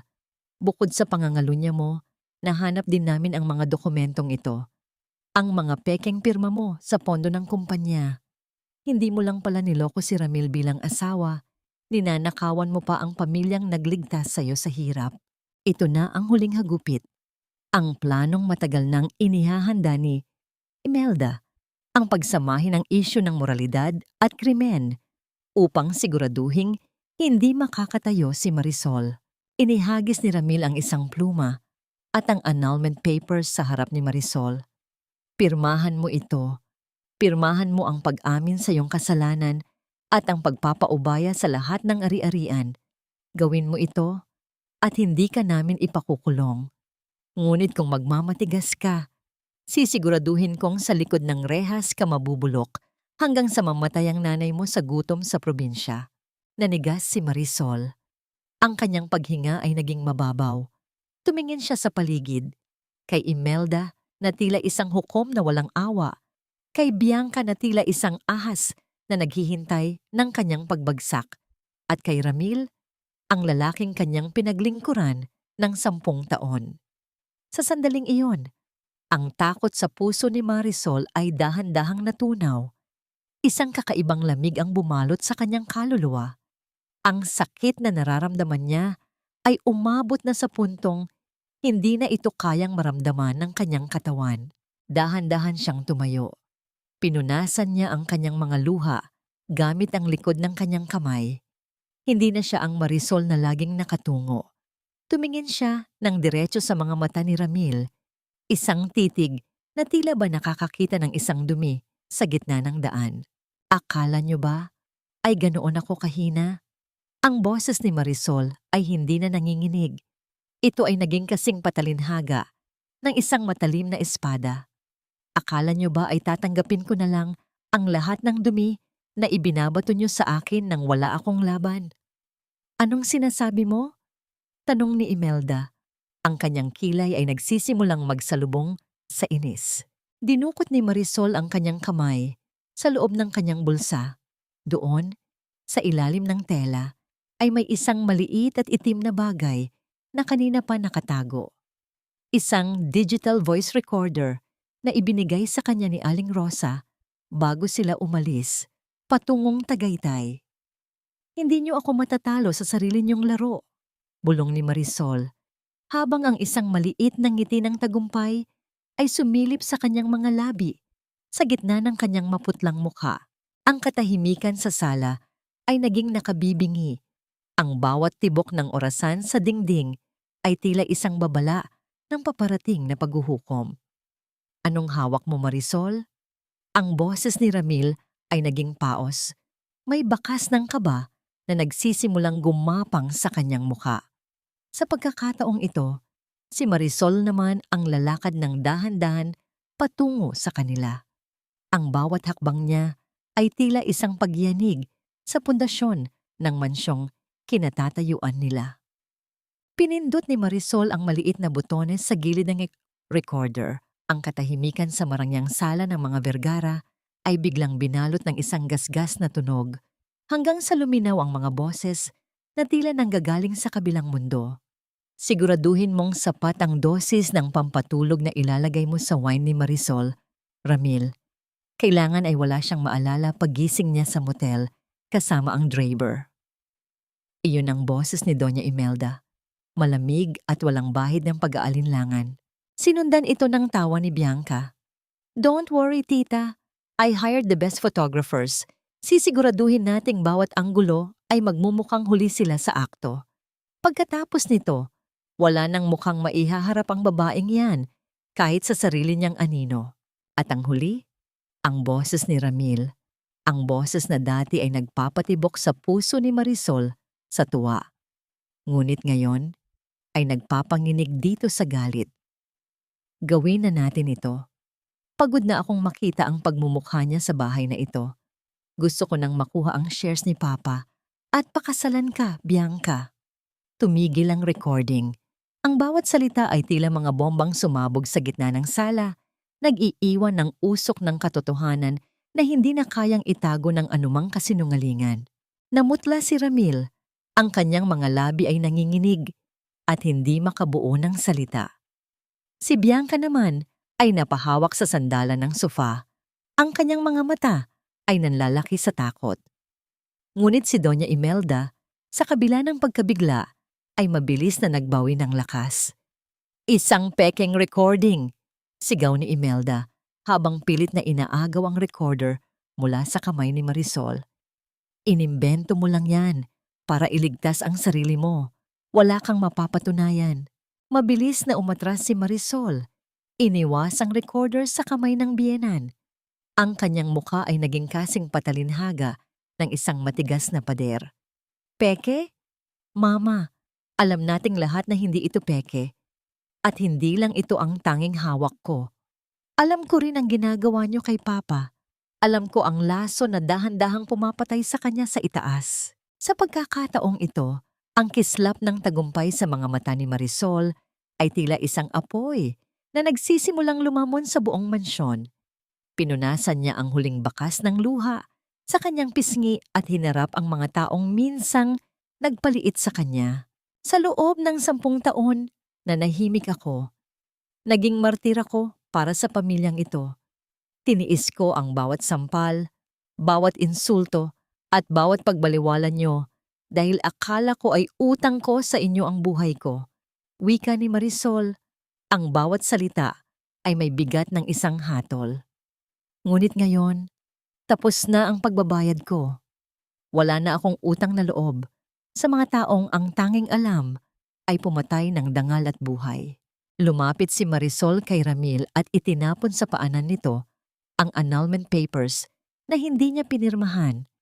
"Hindi ako aalis, Ramil. Kayo ang aalis. Kayo ang lalaya sa mansyong ito. Dahil bawat sentimong ginagamit nyo ay galing sa pawis ko at sa pagnanakaw nyo sa sarili nyong ama." "Anong ibig mong sabihin?" tanong ni Ramil. Ang kanyang boses ay tila isang bulong na puno ng kaba. Ngumiti si Marisol, isang ngiting hindi pa nila nakita kailanman, isang ngiting puno ng kapangyarihan. "Tingnan nyo ang inyong mga bank accounts. Ngayon na." Mabilis na kinuha ni Bianca ang kanyang cellphone. Ang kanyang mga daliri ay mabilis na gumagalaw sa screen. Pagkalipas ng ilang segundo, isang malakas na singhap ang kumawala sa kanyang mga labi. "Ramil, ang pondo ng kumpanya at ang personal accounts natin, frozen ang lahat. May naka-file na complaint para sa tamo at money laundering." Nabitawan ni Doña Imelda ang kanyang baso ng kape. Ang tunog ng pagbagsak nito sa sahig ay tila ang huling hudyat ng kanilang pagbagsak. "Ito pa lang ang simula," sabi ni Marisol habang naglalakad siya patungo sa pintuan ng mansyon, tila isang reyna na muling binabawi ang kanyang trono. "Hindi ko lang kayo sisirain sa harap ng media. Sisiguraduhin kong sa bawat sentimong ninakaw nyo ay isang araw ang katumbas sa loob ng bilangguan." Tumalikod si Marisol. Iniwan silang tatlo sa gitna ng kanilang sariling pagkawasak. Ngunit bago siya tuluyang lumabas, napatigil siya nang makita ang isang pamilyar na kotse na pumarada sa tapat ng gate. Isang kotse na may tatak ng NBI. Lumingon siya kay Imelda na ngayon ay napaupo na lamang sa sahig. "Tingnan Tingnan mo ang labas, Mama. Mukhang may mga panauhin tayo na mas importante pa kaysa sa mga reporters na dinala nyo kanina. Ang bawat yabag ng sapatos ng mga ahente ng NBE sa makintab na sahig na marmol ay tila mga martilyong nagpapabagsak sa bawat piraso ng kasinungalingang itinayo ng mga Vergara. Ang ingay ng kanilang pagpasok ay hindi galing sa mga sigaw, kundi sa awtoridad na dala ng kanilang presensya. Isang malamig at hindi matitinag na puwersa na ngayon ay pumupuno sa sala na dati ay saksi lamang sa paghihinagpis ni Marisol. Nakatayo si Marisol sa gitna ng kaguluhan. Ang kanyang mga kamay ay magkayakap sa kanyang dibdib, hindi dahil sa takot, kundi bilang pananggalang sa huling bugso ng lason mula sa kanyang pamilya. Pinanood niya si Ramil na ngayon ay tila isang basang sisiw, pabalik-balik ang tingin sa mga ahente at sa kanyang asawa. Anong ibig sabihin nito? May pagkakamali rito. Ang boses ni Ramil ay naging matinis, puno ng desperasyon. Lumapit siya sa pinuno ng mga ahente, pilit na ipinapakita ang kanyang pekeng ngiti ng isang makapangyarihang negosyante. Maari nating pag-usapan ito ng maayos. Ang pamilya Vergara ay laging bukas sa pakikipagtulungan. Ngunit ang ahente ay hindi man lamang natigag. Inilabas nito ang isang dokumentong may selyo ng korte. Mr. Ramil Vergara, meron kaming warrant para sa pag-freeze ng lahat ng inyong assets at paghahalughog sa mansyong ito base sa ebidensya ng malakihang tamo at money laundering. Kasama rin sa reklamo ang inyong ina, si Doña Imelda Vergara. Sa isang sulok, si Bianca ay tila unti-unting natutunaw sa takot. Ang kanyang mamahaling designer bag ay nahulog sa sahig. Ang mga gamit sa loob nito ay nagkalat, mga kolorete at alahas na ninakaw rin mula sa kaban ng kumpanya. Sinubukan niyang dahan-dahang lumapit sa pinto, ngunit isang ahente ang humarang sa kanyang daan. Bitawan niyo ako, wala akong kinalaman dito. Si Ramil ang nag-utos sa akin ng lahat. Ang boses ni Bianca ay puno ng pagtatraidor. Ang pag-ibig na ipinagmalaki nila ni Ramil kanina ay tila isang bula na biglang pumutok nang dumating ang panganib. Napalingon si Ramil kay Bianca, ang kanyang mga mata ay nanlalaki sa gulat. Bianca, anong sinasabi mo? Ito ang bunga ng inyong pagmamahalan, malamig na singit ni Marisol. Ang kanyang boses ay tila isang haplos ng hangin bago ang bagyo. Isang pagmamahalang itinayo sa ibabaw ng nakaw na yaman at pagtataksil. Ngayong wala na ang pera, ano na lang ang natitira sa inyo? Lumapit si Doña Imelda, pilit na pinapanatili ang kanyang tuwid na tayo, kahit na ang kanyang mga tuhod ay nanginginig na.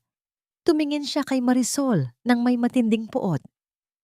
Akala mo ba ay nanalo ka na, Marisol? Isang hamak na driver ang kasama mo sa motel. Ang kahihiyang yon ay hinding-hindi mo mabubura kahit ipakulong mo pa kami. Ang kahihiyang yon ay inyo, Mama, sagot ni Marisol habang itinataas ang digital recorder. Ang buong mundo ay makakaalam na ang isang Doña Imelda Vergara ay kailangang gumamit ng maruming taktika para lamang mapigilan ang katotohanan. At tungkol sa pondo. Ang bawat pirma ko sa mga dokumentong yan ay may kalakip na lihim na marka na nagpapatunay na pinilit niyo lamang ako. Marunong akong maglaro sa numero, Mama. Nakalimutan niyo yata na ako ang utak sa likod ng bawat tagumpay ng kumpanyang ito sa loob ng 10 taon. Ang katahimikan ni Imelda ay naging sagot sa lahat. Ang kanyang mukha ay naging maputla. Tila isang rebulto ng nakaraan na unti-unti nang nagkakabitak-bitak. Habang sinisimula ng mga ahente ang paghahalughog sa mga cabinet at vault, naglakad si Marisol patungo sa bintana. Pinanood niya ang pagkakagulo sa labas. Ang mga reporters na dati ay dala ni Ramil para hiyain siya ay ngayon ay abala sa pagkuha ng litrato sa pagbagsak ng mga Vergara. Ang bawat kislap ng flash ay tila mga kidlat ng hustisya. Ito ang kanyang golden moment, hindi ang pagkakulong ng kanyang mga kaaway, kundi ang paghinga ng malalim sa unang pagkakataon na wala ng bigat sa kanyang dibdib. Ang bawat gamit sa mansyong ito Mula sa mga mamahaling kurtina hanggang sa mga antigong florera ay tila nawalan na ng kinang sa kanyang mga mata. Hindi na siya ang bilanggo ng mga ito. Ngunit sa gitna ng kanyang pananagumpay, lumapit sa kanya si Aling Rosa. Ang kanyang mga mata ay puno ng pag-aalinlangan.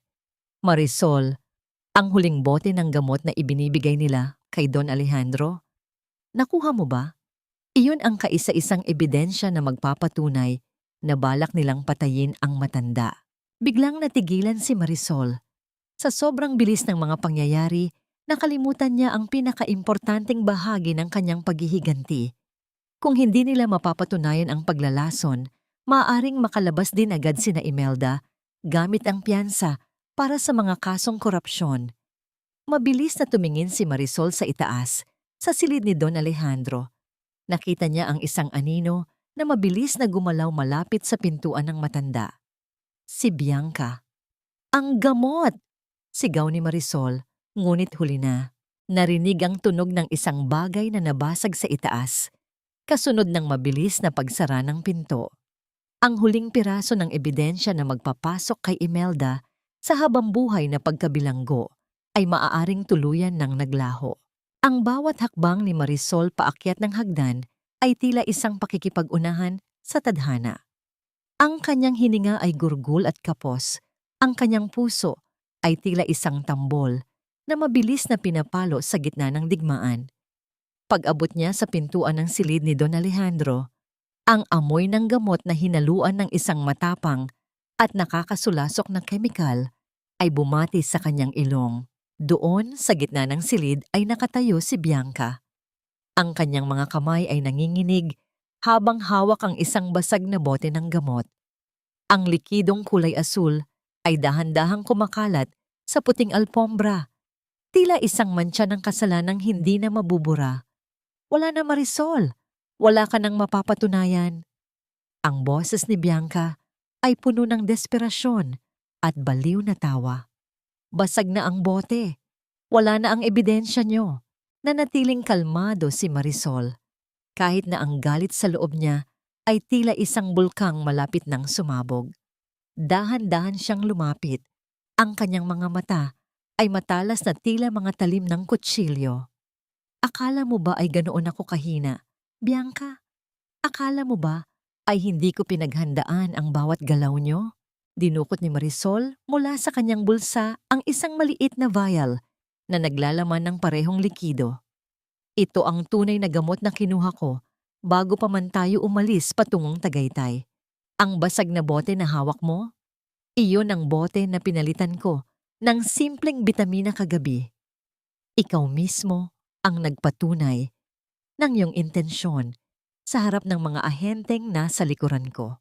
Lumingon si Bianca at nakita ang dalawang ahente ng NBI na nakatayo sa pintuan. Ang kanilang mga muka ay kasing tigas ng semento. Ang basag na salamin sa kamay ni Bianca ay dahan-dahang nahulog. Ang tunog ng pagbagsak nito sa sahig ay tila ang huling hudyat ng kanyang pagkatalo. Makalipas ang ilang oras, ang labanan ay lumipat mula sa mansyon patungo sa boardroom ng Vergara Group. Ito ang dambana ng kapangyarihan ni Ramil, ang lugar kung saan siya naghahari-harian. Ang mga board members ay nagkakagulo, ang kanilang mga boses ay puno ng kaba at pag-aalinlangan dahil sa balitang kumakalat tungkol sa pagsalakay ng NBI. Bumukas ang malaking pintuan ng boardroom. Pumasok si Ramil. Pilit na pinapanatili ang kanyang dangal, kahit na ang kanyang mukha ay maputla at gulo-gulo ang suot na suit. Huwag kayong maniwala sa mga balita. Isang malaking pagkakamali lang ito. Ang kumpanya ay matatag. Ang kumpanya ay matatag, ngunit ang namumuno ay bulok. Isang malamig na tinig ang pumutol sa kanyang pagsasalita. Lahat ay napalingon sa pintuan. Pumasok si Marisol. Suot ang isang itim na business suit na nagpapakita ng kanyang awtoridad. Sa likuran niya ay si Aling Rosa na nakasuot ng maayos na uniforme at isang abogado na may bitbit na makapal na folder. Marisol, anong ginagawa mo rito? Wala kang karapatang pumasok sa boardroom. Sigaw ni Ramil, ang kanyang mga ugat sa leeg. ay bumabakat sa galit. Maling-mali ka, Ramil, sabi ni Marisol habang inilalapag ang mga dokumento sa gitna ng mahabang mesa. Hindi ako narito bilang asawa mo. Narito ako bilang kinatawan ni Don Alejandro Soliman Vergara. Ibinaba ng abogado ang testamento at ang stock certificates. Ang kliyente ko, si Don Alejandro, ay may hawak na 30% ng shares sa ilalim ng isang holding company, sa ilalim ng kanyang living will, sa oras na mapatunayan ang kawalan ng kakayahan o pagtataksil ng kasalukuyang CEO. Ang kapangyarihan ay lilipat sa kanyang itinalagang proxy. Walang iba kundi si Marisol Soliman. Ang katahimikan sa loob ng boardroom ay naging nakabibingi. Ang bawat board member ay nagpalitan ng tingin. Ang kanilang katapatan kay Ramil ay biglang naglaho na parang usok. Hindi maaari. Peke ang mga papel na yan. Susugod sana si Ramil kay Marisol, ngunit mabilis siyang naharang ng mga security guards na dala ng abogado. Peke? Tumayo si Marisol at tinitigan si Ramil nang may matinding hamak. Peke rin ba ang pagnanakaw mo sa pondo ng kumpanya? Peke rin ba ang pagtatangka niyong lasunin ang sarili mong ama? Ramil, ang 10 taon ng aking paglilingkod ay nagbigay sa akin ng sapat na kaalaman sa bawat sentimong pumapasok at lumalabas sa kumpanyang ito. Alam ko ang bawat dumi mo. Sa sandaling iyon, ang pinto ay muling bumukas. Iniluwan nito si Doña Imelda. Ang kanyang buhok ay gulo-gulo. Ang kanyang mga mata ay nanlilisik sa galit at takot. Wala na ang kislap ng kanyang mga mamahaling alahas. Tanging ang puot na lamang ang natira sa kanyang muka. Ikaw! Sigaw ni Imelda habang itinuturo ang isang nanginginig na daliri kay Marisol. Ikaw na baog na alila. Akala mo ba ay mapapalayas mo kami sa aming sariling kaharian? Hinding-hindi ko papayagan na ang isang gaya mo ang kumuha ng lahat ng pinaghirapan ko. Sa gitna ng kanyang pagkapuot, biglang dinaluhong ni Imelda si Marisol. Ang kanyang mga kuko ay tila mga kuko ng isang ibong mandaragit na nakatuon sa mukha ni Marisol. Ang mga board members ay napasinghap. Ang ilan ay napatayo sa gulat. Naramdaman ni Marisol ang init ng galit ng kanyang biyenan na papalapit sa kanya. Ngunit sa halip na tumakbo, nanatili siyang nakatayo ng tuwid. Ang kanyang mga mata ay hindi man lamang kumurap. Bitawan niyo ako. Hindi niyo kilala kung sino ang kinakalaban niyo. Ako ang reyna ng mga Vergara. Ang boses ni Doña Imelda ay tila isang nakakarinding hiyaw ng isang sugatang hayop sa gitna ng boardroom. Ang kanyang mga kuko, na dati ay laging maayos at may mamahaling pintura, ay nanatiling nakataas sa hangin, ilang pulgada na lamang mula sa mukha ni Marisol bago siya nahawakan ng mahigpit ng 2 security guards. Ang kanyang mukha ay hindi na mukha ng isang aristokrata. Ito ay naging isang maskara ng purong pagkaulol at desperasyon. Nanatiling nakatayo si Marisol. Ang kanyang mga mata ay hindi kumukurap habang nakatitig sa kanyang biyenan. Walang takot na makikita sa kanyang mukha. Tanging isang malalim at malamig na awa. Ito ang babaeng 10 taon niyang kinatakutan. Ang babaeng itinuring niyang higit pa sa sarili niyang ina. Ngunit ngayon ay tila isang dumi na lamang na pilit na itinatapon ng tadhana. Ang trono mo ay gawa sa buhangin, Mama. Mahinang sabi ni Marisol. Ang boses niya ay naging kasing bigat ng isang hatol. At ngayong dumating na ang baha ng katotohanan, wala nang matitira sa iyo kundi ang putik ng iyong sariling kasalanan. Sa gitna ng kaguluhan, pumasok ang mga ahente ng NBI. Ang tunog ng mga posas na inilalabas mula sa kanilang mga sinturon ay tila isang huling kampana para sa mga Vergara. Lumapit ang pinuno ng mga ahente kay Imelda at mabilis na kinandado ang kanyang mga kamay sa likuran. Ang tunog ng bakal na nagtatama ay tila ang huling hudyat ng pagtatapos ng isang madilim na kabanata. Doña Imelda Vergara, inaaresto ka namin sa kasong attempted murder sa pakikipagsabwatan sa paglalason kay Don Alejandro Vergara. Deklara ng ahente. Hindi! Si Bianca! Si Bianca ang may kasalanan. Siya ang nagdala ng gamot. Sigaw ni Imelda habang pilit na kumakawala. Lumingon siya kay Ramil na ngayon ay nakatayo sa sulok, nakayuko at hindi makatingin sa kahit kanino. Ramil, tulungan mo ako. Anak, sabihin mo sa kanila na wala akong alam. Ngunit ang isinagot ni Ramil ay isang masakit na pagtataksil. I was just following her, officer. Si Mama ang nagpapatakbo ng lahat. I didn't know about the poison. I swear, I was just trying to save the company. Ang katahimikan sa loob ng boardroom ay naging mas nakakasakal pa kaysa sa anumang sigaw. Pinanood ni Marisol kung paano tinalikuran ng anak ang sarili nitong ina para lamang isalba ang sariling balat. Ito ang pamilyang pinag-alayan niya ng kanyang kabataan, isang pugad ng mga ahas na handang tuklawin ang isa't isa kapag wala ng biktima. Diyan niyo makikita ang tunay na halaga ng binuo niyo, Mama. Bulong ni Marisol habang dinadala si Imelda palabas ng silid.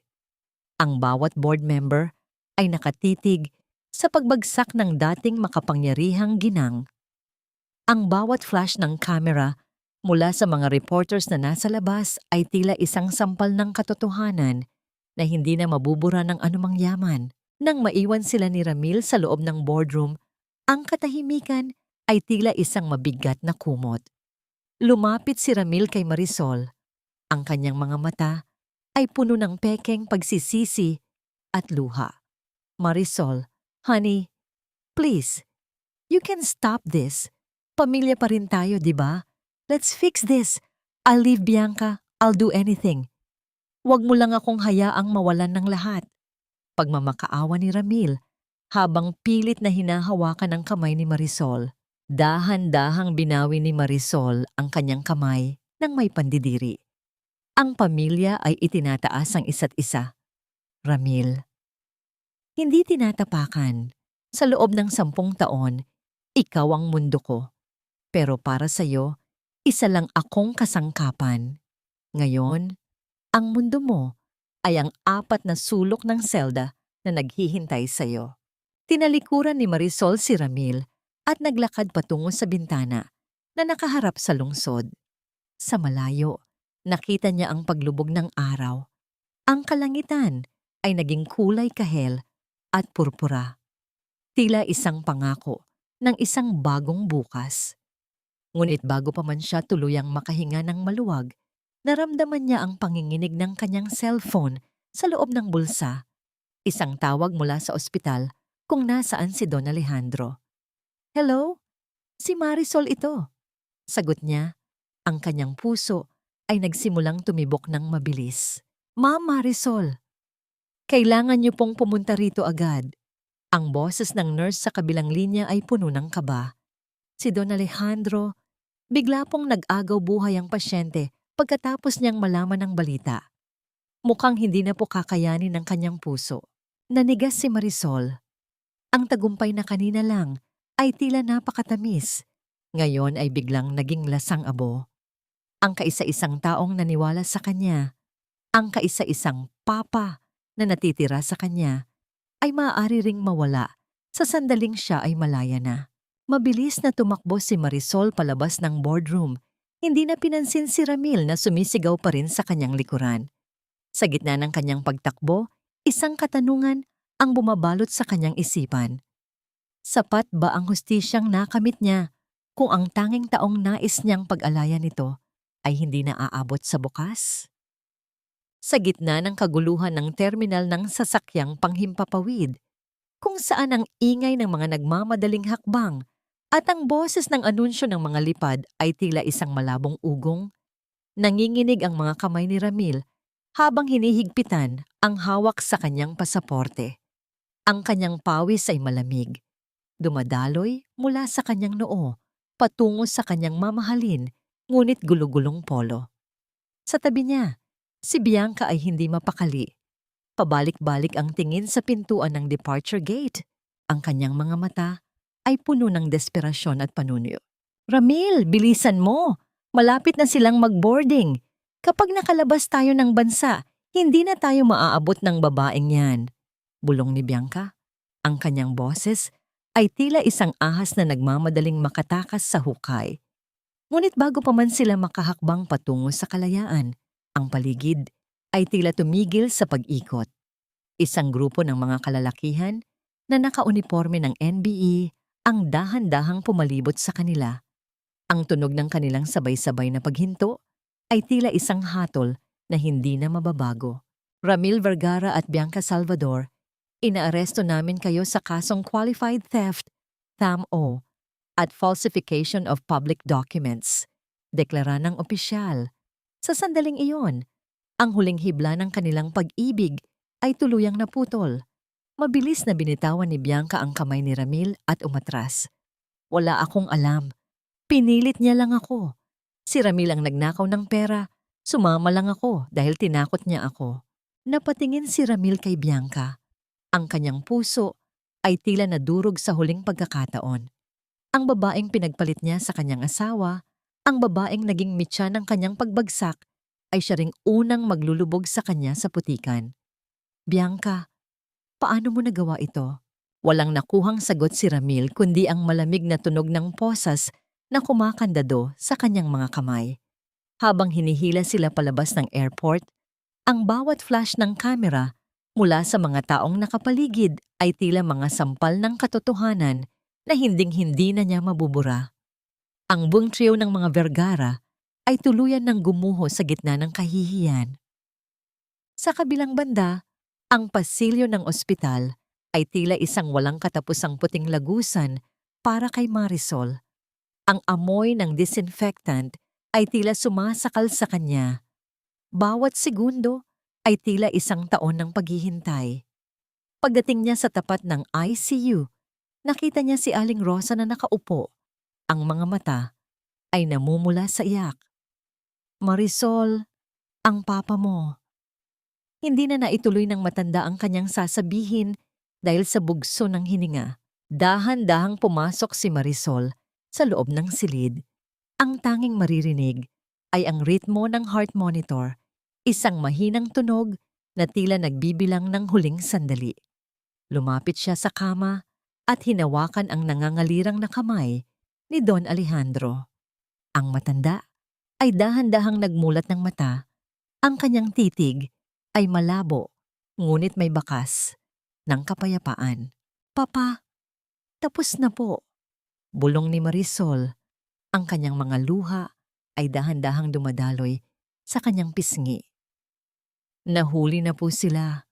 Ang kumpanya, ang Soliman Group. Babangon na po tayong muli. Wala na pong mananakit sa inyo.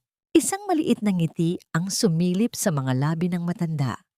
Gamit ang natitira niyang lakas, itinaas niya ang kanyang nanginginig na kamay at dahan-dahang hinaplos ang pisngi ni Marisol. Ito ang golden moment na hinding-hindi malilimutan ni Marisol. Ang pagkilala at pagtanggap na matagal na niyang hinahanap, hindi mula sa kanyang asawa, kundi mula sa taong itinuring siyang tunay na anak. Marisol? Anak? Ang mahinang tinig ni Don Alejandro ay tila isang himig na nagpapatahimik sa lahat ng bagyo sa puso ni Marisol. Salamat sa pagligtas sa ating lahat. Pagkatapos ng mga salitang iyon, ang matanda ay dahan-dahang pumikit. Ang linya sa monitor ay naging diretso, kasabay ng isang mahabang tunog na nagpabagsak sa mundo ni Marisol. Ngunit sa pagkakataong ito, hindi siya sumigaw. Hindi siya nagmakaawa. Niyakap niya ang malamig na katawan ni Don Alejandro. Ang kanyang mga hikbi ay tahimik ngunit malalim. Ang sakit ay naroon pa rin, ngunit kasama nito ang isang uri ng kalayaan. Ang bawat sakripisyo, bawat sampal, at bawat gabing puno ng luha ay nagbunga ng isang bagong simula. Nakatayo si Marisol sa bintana ng ospital, pinagmamasdan ang pagsikat ng araw sa Manila Bay. Ang dilim ay lumipas na, at ang liwanag ng umaga ay tila isang pangako ng paggaling. Ang reyna ay hindi na kailangan ng korona mula sa iba. Siya na mismo ang bumuo ng sarili niyang trono mula sa mga piraso ng kanyang nadurog na puso. Isang taon ang mabilis na lumipas, tila isang agos ng ilog na dahan-dahang tinatangay ang mga bakas ng dumi at pait mula sa dalampasigan. Ang gusali ng dating Vergara Group ay muling nagliwanag, ngunit sa pagkakataong ito, ang pangalang nakaukit sa itaas ay Soliman Group, ang apelyido ng mga magulang ni Marisol na dati ay pilit na ibinaon sa limot ng mga taong mapangapi. Nakatayo si Marisol sa malawak na balkonahe ng kanyang opisina, pinagmamasdan ng dahan-dahang paglubog ng araw sa Manila Bay. Ang kalangitan ay nagpipinta ng kulay kahel, rosas at ginto, isang tanawing tila isang yakap mula sa langit. Hawak niya ang isang mainit na tasa ng kape. Ang usok nito ay dahan-dahang sumasama sa hanging dagat. Wala na ang mabigat na hininga. Wala na ang kaba sa bawat yabag ng sapatos na naririnig sa pasilyo. Sa loob ng 4 na sulok ng bilangguan, ang katahimikan ay naging kaaway ni na Doña Imelda at Ramil. Ayon sa mga balita, ang dating ginang ng mga Vergara ay madalas na nakikitang nakatitig sa kawalan, pilit na hinahanap ang kinang ng kanyang mga alahas sa gitna ng madilim at masikip na selda. Si Ramil naman ay tuluyan ng tinalikuran ng lahat ng kanyang mga kaibigan, isang anino ng dating makapangyarihang negosyante na ngayon ay naghihintay na lamang ng hatol ng panahon. Si Bianca ay nahaharap sa mas mahabang sentensya dahil sa pakikipagsabwatan sa mga sindikato ng korupsyon. Ang kanilang mga trono ay naging mga rehas at ang kanilang kayabangan ay naging kanilang sariling bitayan. Dahan-dahang inilapag ni Marisol ang kanyang tasa at hinaplos ang kanyang kaliwang kamay. Wala na roon ang singsing na tanso na simbolo ng kanyang 10 taon na pagkaalipin. Sa halip, ang kanyang balat ay malinis, tila isang pahina ng libro na handa ng sulatan ng bagong kwento. Naisip niya si Don Alejandro. Ang matanda ay payapa nang nakahimlay sa tabi ng tunay niyang mga mahal sa buhay, ngunit ang kanyang legasya ay nananatiling buhay sa bawat desisyong ginagawa ni Marisol. Ang Soliman Group ay hindi lamang naging isang kumpanya ng pera. Ito ay naging isang kanlungan para sa mga kababaihang nakaranas ng pang-aabuso. Isang lugar kung saan ang boses ng bawat martir ay binibigyan ng lakas at katarungan. Marunong na akong maglakad ng hindi nakatungo. Bulong ni Marisol sa kanyang sarili, habang ang isang matamis at totoong nakangiti ay sumisilip sa kanyang mga labi. Napagtanto niya na ang pagpapatawad ay hindi nangangahulugang pagbabalik sa dati. Pinatawad na niya ang kanyang sarili sa pananatili ng matagal sa dilim, ngunit ang katarungan ay nananatiling katarungan. Ang kanyang paglalakbay mula sa pagiging isang baog na alila patungo sa pagiging isang matatag na pinuno ay patunay na ang tunay na halaga ng isang babae ay hindi nasusukat sa sinapupunan o sa apelyido ng kanyang asawa, kundi sa tibay ng kanyang paninindigan at sa linis ng kanyang puso. Ang bawat luhang pumatak noon ay naging mga perlas ng karunungan. Ang bawat sampal na tinanggap niya ay naging mitya ng kanyang pagbangon. Ngayon, sa ilalim ng malawak na kalangitan, si Marisol Soliman ay hindi na ang babaeng nawalan ng lahat. Siya na ang babaeng nahanap ang sarili. Huminga siya ng malalim, nilalasap ang sariwang hangin ng kalayaan. Ang dilim ng nakaraan ay ganap na ring natakpan ng liwanag ng kasalukuyan. Sa gitna ng dahan-dahang pagpikit ng araw, isang bagong bituin ang nagsisimulang kuminang. Isang bituin na kailanman ay hindi na muling magpapadilim sa anino ng iba. Ang bawat alon sa Manila Bay na pinagmamasdan ni Marisol ay tila isang marahang haplos ng tadhana. Naghuhugas sa huling bakas ng alikabok at pait mula sa kanyang nakaraan. Sa wakas, ang katahimikan ay hindi na isang bilangguan, kundi isang malawak na espasyo ng kalayaan kung saan siya na ang nagdidikta ng sarili niyang ritmo. Mga mahal kong tagapakinig, maraming salamat sa inyong pananatili at paglalakad kasama ko sa bawat kabanata ng buhay ni Marisol. Habang binubuo ko ang kwentong ito, lalo na sa bahaging nasaksihan ni Marisol, ang pagtataksil sa loob mismo ng silid na siya ang nag-ayos, tila gumuho rin ang aking mundo. Napakasakit isipin na ang isang pusong puno ng katapatan ay susuklian ng ganoong klaseng kalupitan at paghamak. Ang bawat salita at bawat luhang inyong narinig ay hinugot mula sa mga totoong hibla ng buhay, mga kwento ng pagsasakripisyo at muling pagbangon na madalas ay hindi na isusulat sa mga pahina ng aklat.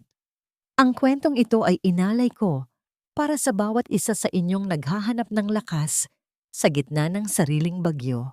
Natutunan natin kay Marisol na ang ating buhay ay parang isang matatag na gusali. Maaaring gumuho ang mga pader na itinayo natin para sa ibang tao at maaari tayong iwanan sa gitna ng mga guho. Ngunit tandaan ninyo, tayo ang arkitekto ng ating sariling kaluluwa.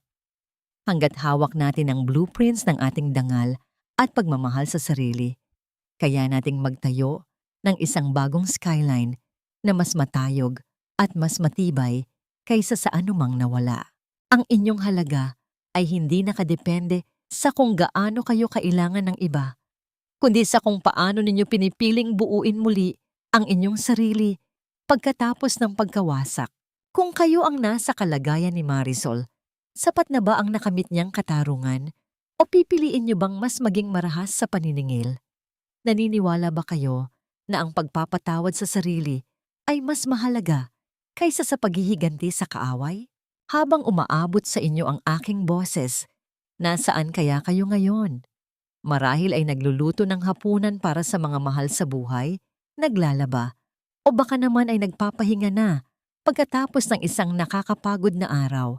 Ibahagi ninyo sa akin sa mga komento kung anong bahagi ng kwento ang pinakamahalaga sa inyo.